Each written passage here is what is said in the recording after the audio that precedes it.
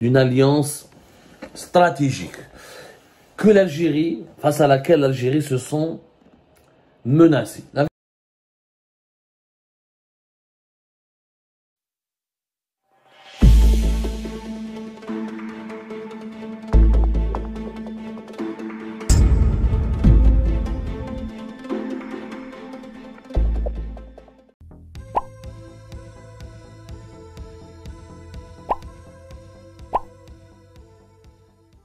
De hisser les relations bilatérales au plan économique, commercial, d'investissement et d'industrie auront des liens politiques et populaires profonds et sous au service d'objectifs de développement et de prospérité communs. Donc le texte qui accompagne la déclaration encore une fois intitulée vers un partenariat novateur, renouvelé, enraciné entre le Royaume du Maroc et l'État des Arabes Unis, et des mots qui sont très très forts. On parle d'alliance, on parle de complémentarité, de projets communs, et les accords signés sont très nombreux. Alors, il y a eu un accord pour les Émiratis vont aider à investir dans la construction de TGV qui vont dans le TGV au Maroc. Par exemple, le Maroc veut faire un TGV de Marrakech jusqu'à Tanger apparemment, le Marrakech-Casablanca à l'horizon 2029. Il y a eu aussi un accord pour l'investissement dans le secteur de l'eau, un accord qui vise à permettre aux Émiratis d'injecter de l'argent pour la reconstruction des zones impactées par le séisme d'Al Haouz en l'été dernier, un accord aussi pour des projets d'investissement énergétique dans plusieurs domaines, un accord comme sur Dakhla, un accord pour le projet de Nador West Med, qui est un autre grand port que le Maroc veut construire au nord de la Méditerranée, pas très loin de Tanger, la région de Nador, pas très loin de la frontière algérienne. Les aéroports il y a un mémorandum aussi pour permettre au Maroc d'avoir des investissements émiratis pour la construction de data centers importants. Sans parler et un mémorandum d'entente aussi dans le domaine du tourisme et de l'immobilier qui permettra l'établissement d'un cadre de partenariat économique et d'investissement dans des secteurs clés au Maroc pour faciliter le partage des connaissances techniques, des conseils, des compétences et des expertises entre les deux parties. Et franchement, des ambitions énormes. Les Émiratis mettent énormément, ils veulent faire une flotte maritime commerciale, ils veulent faire un projet, un grand port à Dakhla, ils veulent investir dans le grand port de Nador, dans l'aéroport de Dakhla, ils veulent investir dans l'énergie renouvelable, dans les data centers. Ils ont touché tous les domaines.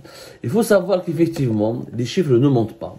Que depuis la rupture des relations diplomatiques entre l'Algérie et le Maroc, les Émiratis ont augmenté leurs investissements au Maroc. Il faut savoir que les Émiratis sont, depuis 2021, l'année même de la rupture des relations diplomatiques entre l'Algérie et le Maroc, les Émiratis sont devenus les deuxièmes plus importants investisseurs étrangers au Maroc, avec plus de 13 milliards, presque 14 milliards de dollars d'investissement au Maroc.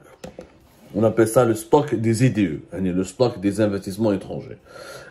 Les investissements, par exemple, en 2018 sont passés, alors, je vous fais 508, attendez, la conversion. Alors, en 2018, les Émiratis avaient investi uniquement 51 millions de dollars. En 2021, les Émiratis, ont investi plus de 150 millions de dollars. Les investissements émiratis au Maroc ont quasiment triplé entre 2018 et 2021. Les échanges économiques entre les deux pays sont encore plus importants puisque les importations du Maroc ont pratiquement doublé. Les importations du Maroc provenant des Émirats ont doublé. En 2018, c'était comme les chiffres en dollars, c'était 750 millions de dollars, ça c'était en 2018, et en 2022, c'était 1,4 milliard de dollars, donc en doublé. Vraiment en doublé. Les importations marocaines des Émirats. Quant aux exportations marocaines vers les Émirats, elles ont aussi augmenté. On est à un niveau de 140 millions de dollars que le Maroc a pu exporter vers les Émirats arabes unis. On le voit bien au niveau des échanges économiques, les Émiratis sont largement gagnants pour le moment par rapport au Maroc. Et les investissements émiratis au Maroc s'intensifient, les exportations des Émirats vers le Maroc augmentent. Les Émirats sont devenus, donc, depuis la rupture de relations diplomatiques entre l'Algérie et le Maroc, un acteur de premier rang et un acteur important sur le plan économique et politique au Maroc. Et ce qui s'est passé hier, le 4 décembre 2023, à Abu Dhabi, entre Mohamed VI et Mohamed Ben Zayed, le fameux MBZ, témoigne encore une fois d'une alliance stratégique que l'Algérie, face à laquelle l'Algérie se sent menacée. La vérité, cette alliance, l'Algérie se sent menacée. Les capitaux émiratis investis au Maroc, sans parler de la coopération militaire. Les Émiratis ont donné pas mal d'armes aux Marocains. Les Algériens, les autorités algériennes soupçonnent les Émiratis d'avoir acheté elles-mêmes avec leur propre argent beaucoup d'armes pour les donner, ensuite pour les transférer vers le Maroc. Les Émiratis sont devenus un partenaire important d'Israël dans le monde arabe et musulman. L'Algérie soupçonne les Émirats arabes unis d'utiliser le Maroc comme une base arrière pour développer un lobbying, pour créer un véritable lobby israélo-émirati dans la région du Sahel, qui, malheureusement, vous le savez très bien, elle souffre le martyre, et elle souffre d'une grande opération de déstabilisation avec une série de coups d'État, ce qui s'est passé au Mali, au Burkina Faso et au Niger, et ce qui risque de se passer en Guinée-Bissau, en Guinée et en d'autres régions, des pays qui non seulement sont frontaliers de l'Algérie, ou qui sont avec lesquels l'Algérie, ou qui sont très proches des pays voisins de l'Algérie, le Sahel.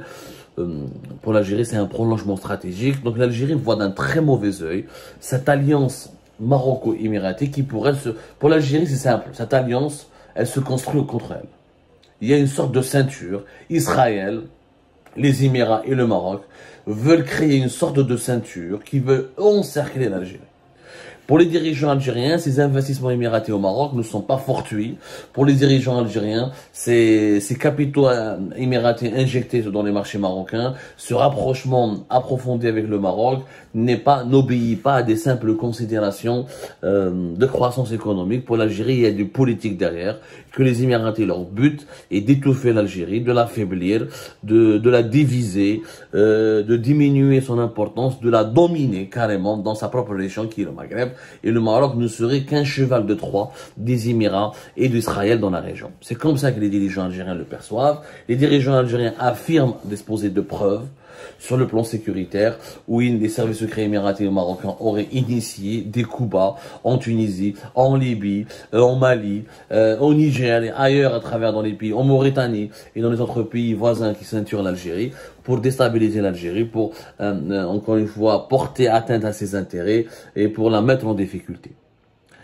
Donc, ce qui s'est passé hier, le 4 décembre, ne fait que conforter, selon mes interlocuteurs algériens, les certitudes du pouvoir algérien concernant cette alliance maroco-émiratie qui se constitue essentiellement pour faire du mal et porter préjudice à l'Algérie. Ce qui ne manquera pas, malheureusement, d'aggraver les malentendus, les incompréhensions d'Algérie et le Maroc.